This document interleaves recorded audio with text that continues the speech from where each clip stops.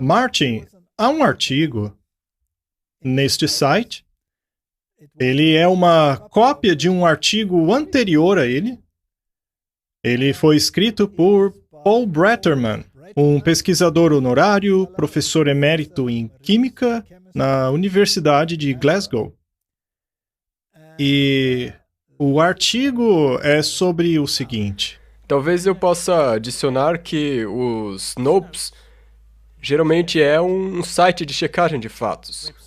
Então, quando tem algo que sai nas notícias e parece um pouco estranho, eles são os checadores de fatos. Exato. Eles são conhecidos como aqueles que separam o erro da realidade. Sim, e eles colocaram no começo desse artigo um aviso dizendo que ele não necessariamente representava as opiniões deles. Mas é muito interessante que mesmo assim eles quiseram postar esse artigo. Então fica evidente que eles querem que o assunto seja debatido. Isso é interessante.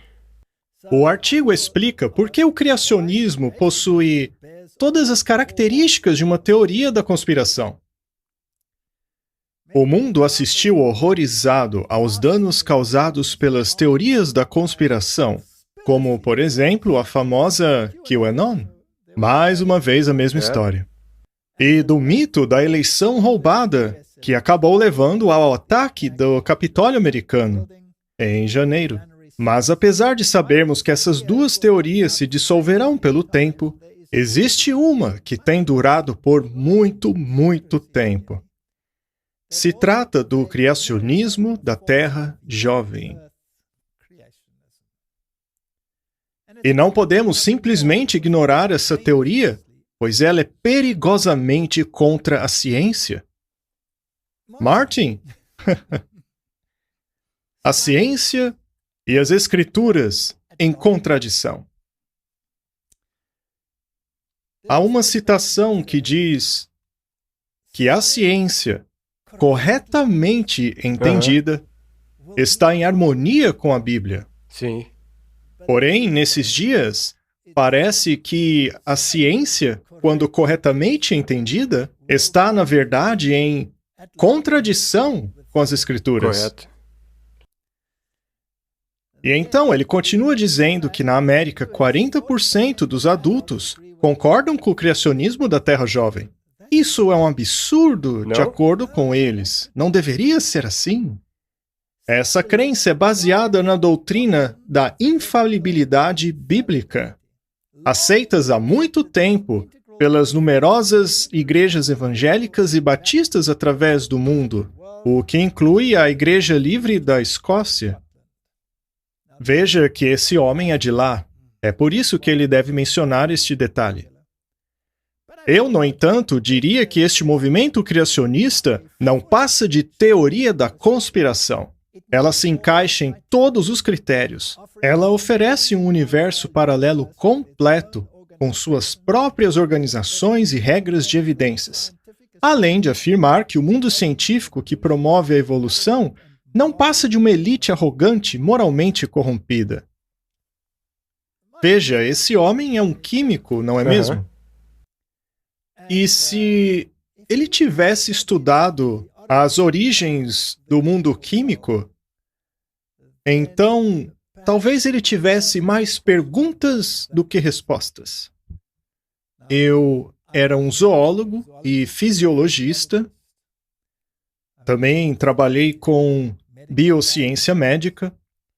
E, como todos já sabem, eu fui um evolucionista militante na maior parte de minha vida. Até que finalmente eu fui confrontado com fatos desse mundo paralelo a que ele se refere.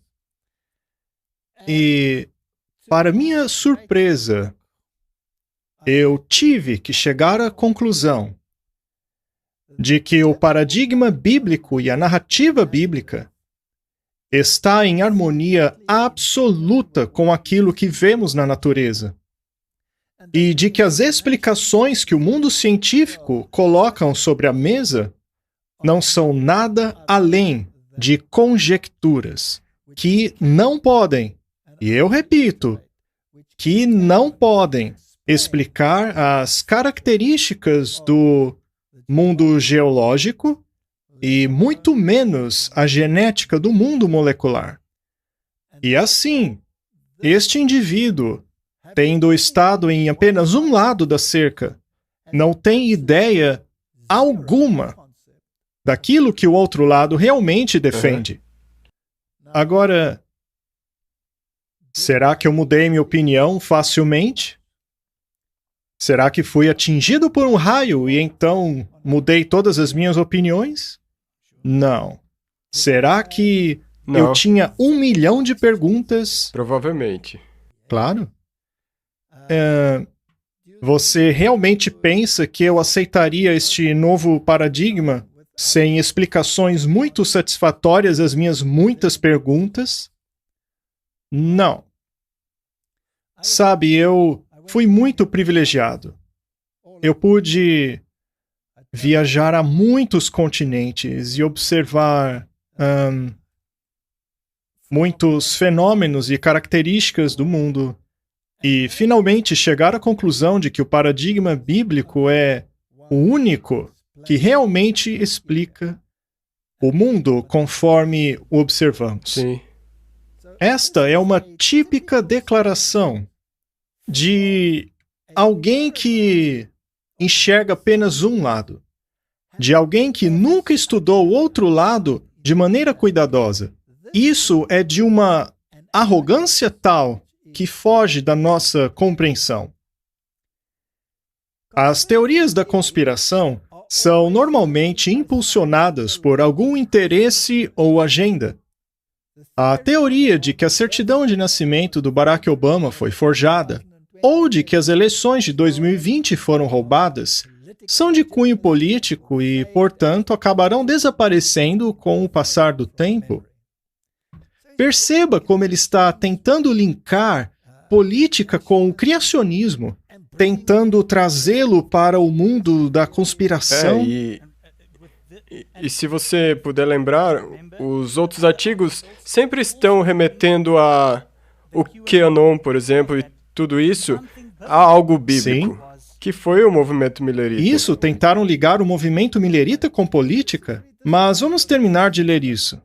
O meu temor é que a teoria de conspiração criacionista não tem uma vida curta. Ela é dirigida por uma longa luta pelo poder dentro das comunidades religiosas, entre os modernistas e literalistas, dentre os quais aqueles que consideram as escrituras como tendo chegado a nós através de autores humanos, apesar de inspirados, e aqueles que a consideram como uma revelação sobrenatural autêntica. Tal teoria estará entre nós por muito tempo. A menos que, como vemos no mundo hoje, existam movimentos que enfrentem esse tipo de teoria, a fim de erradicá-la da sociedade. Nós seremos reeducados. Pode ser que eles enviem pessoas como nós para campos de reeducação. Bem, eu espero que aqueles que tentem nos reeducar é que acabem sendo reeducados. É, bem pensado. Você acha que dá? Espero que sim. Aconteceu com Paulo. Sim. Ele foi enviado a um campo de reeducação e acabou convertendo uma prisão mesmo. inteira. Se converteram e se batizaram. Pois é. Então, vamos ver se teremos experiências como esta, eu não sei. Mas um outro ponto. Eles já linkaram os conspiracionistas do QAnon ao movimento millerita e as suas, segundo eles, profecias frustradas em relação à profecia das 2.300 tardes e manhãs. Já falamos disso aqui em um episódio anterior. Mas aqui, o criacionismo também passa a ser incluído. Só que as raízes do criacionismo estão na primeira semana da criação, segundo o livro de Gênesis. Certo? Sim.